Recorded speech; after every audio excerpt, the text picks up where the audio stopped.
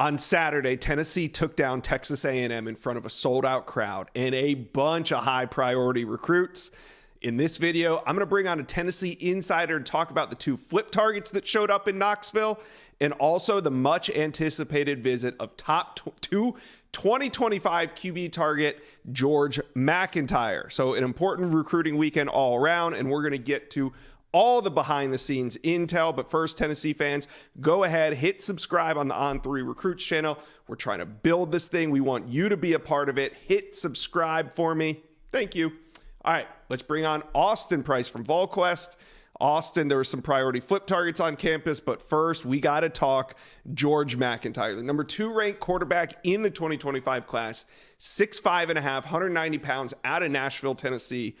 I said that he was Tennessee's top QB target in the 25 class. Is that correct? Is it proper to refer to him as that? Yeah, I think it is. And that's what I've been saying for a while. I mean, I think there for a while there was a song and dance just because, they didn't want to label anybody anything to upset potentially others. But, George is the guy in the 25 class. And then, Madden Maliava, also another one they're looking at hard. Deuce Knight was before he committed to Notre Dame. But George has kind of always been that guy for Tennessee, just down the road in Nashville, and has been to campus several times, including yesterday. Yeah, and he's been hitting some campuses. He was at Alabama earlier in the season. He was at LSU here recently, and now Tennessee. I watched the interview on VolQuest, and I suggest everybody watching this, go ahead and watch the interview with George MacIntyre still in Neyland Stadium right after the visit. But boy, does he keep his cards close to his vest. It's even difficult for me to kind of glean, like, what does George MacIntyre want to see on these visits? What do you think Tennessee's trying to sell? What interests him?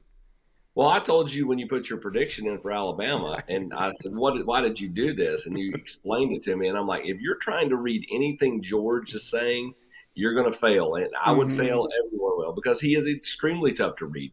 He comes across very monotone, just doesn't say a whole lot, as far as like understanding where, the recruiting process is for him. So he's never going to get real high. He's never going to get real low. He just kind of is flatlined. And that's kind of how his game plays. I mean, like it doesn't, affect him. If he makes a bad play or a good play, he's really, really steady Eddie. And I think that's why coaches love him.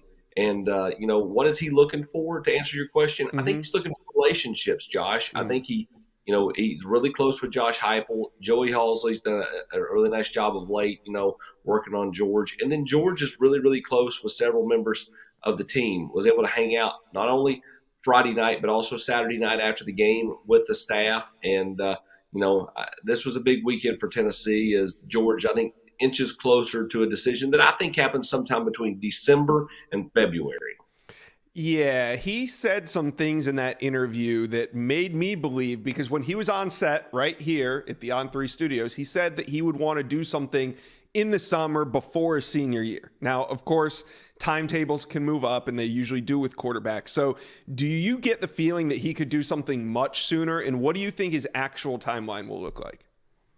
Well, I mean, I think it's sometime between December and February. I think that, he gets past his junior season and then starts to work towards making decisions. Like you look at kind of where, he's been. He's LSU, Alabama, Tennessee. To me, those are his top 3. There are others involved. He really likes UCLA for some odd reason. It's very strange. I don't think he's going to the West Coast. The family dynamic of this is obviously important. His uncles that coach at FIU, and they're one of his top 10. Georgia started to lean on him a little bit more as Kirby's called him more and more. But to me, I still think this kind of comes down to the main 3 he's visited multiple times. Yeah. He's been to Alabama, or he's seen Alabama play in person 4 times, couple on the road, couple at home. The last year, Alabama's lost 3 of those 4. I think that's very strange. I'm an Alabama fan. I'm not sure I want him at the games. They keep losing. But then he's been to Tennessee numerous times. He's been to LSU a couple of times. But to me, it comes back down to relationships, and his greatest relationship with any coach is Josh Heupel, in my opinion. And that's why I think Tennessee has got an excellent shot here as we head towards the end of his junior year. Yeah, and he has said that he's trying to be very efficient with these visits. He said he understands that a decision could be coming soon, and that if he's going to make a decision, there's only so much time to make it to these Saturday games and check out an environment. So we do know that he's going to go to UCLA, Colorado visit coming up. But I'm eager to see who the final visit is, because there's going to be a couple games in November that he could get to. So I want to see whose campus he makes it to. I think that'll be telling. All right, let's get to these flip picks. Virginia Tech flip target was on campus this weekend. Wide receiver Chance Wiggins, 3-star prospect. He goes 6'3", 200 out of King George, Virginia. What do you make of him showing up to Knoxville on Saturday for the game?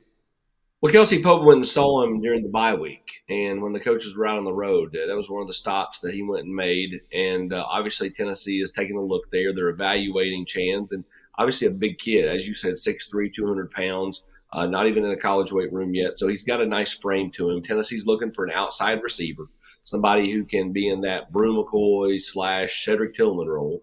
And, Chance could be that guy. We'll see how it goes. But was in this weekend, had a nice time, and, believe that Tennessee's in play there. I wouldn't call it a definite flip at this point, but they're in play. All right, so that's one to watch. Now, they do have Mike Matthews. They do have Brian Staley, a very good group. They just kind of want to put the finishing touches on that wide receiver room. Let's talk about the defensive line room for a second, talk about finishing touches. Tennessee's trying to flip Elias Williams. He's a big need. He was on campus this week, and he goes 6'4", 275. Only problem is he committed to Mizzou on September 1st, and this was also his first visit to Tennessee. Austin, is it too late to get in on Williams, or do you think this is starting to look like a recruitment Tennessee fans need to keep an eye on down the stretch? Not too late. Really was blown away by the atmosphere yesterday. Loves the defensive staff. Man, they've been leaning on him hard. They really think that he has got some special qualities about him. And, I think getting him back up here for an official visit is something that you really look at as a real possibility at this point. I think he had a good enough time to where Tennessee's kind of cracked the door open there. Obviously, Missouri's having some success and all that, but as far as distance from home, that could play a factor. Either way, you're going to get on a plane, right, to either go to Columbia, Missouri, or Knoxville. And so I think Tennessee's definitely in play there after yesterday's atmosphere. I think he comes back for an OV sometime later this year. Okay, well, then definitely put that name on the recruiting board. Now, when it comes to defensive line flip targets, he's not the only one. Tennessee also heavily involved with Elias Williams, who's committed to UF. Who do you feel like right now Tennessee has a better shot at flipping?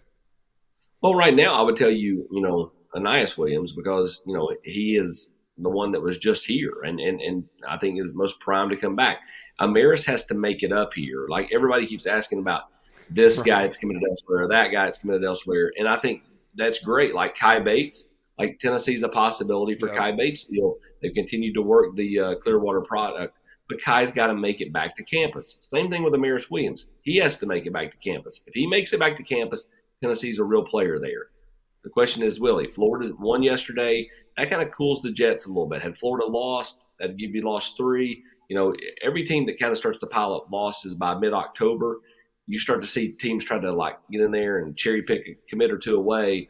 People are going to be targeting South Carolina now. They're sitting at 4 losses and are a real possibility to not go to a bowl game.